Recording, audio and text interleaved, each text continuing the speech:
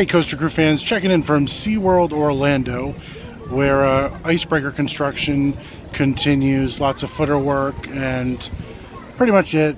Little dirt moving around here and some excavators on site, but lots of work going on. So we'll go up to the top of the sky tower there and take a look from up there.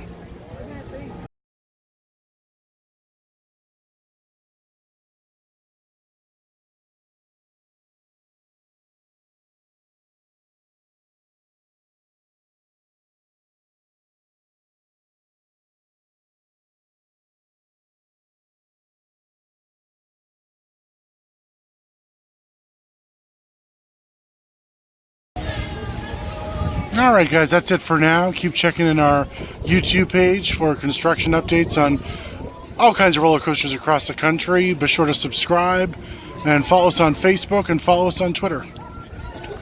See you guys in the Midway, guys.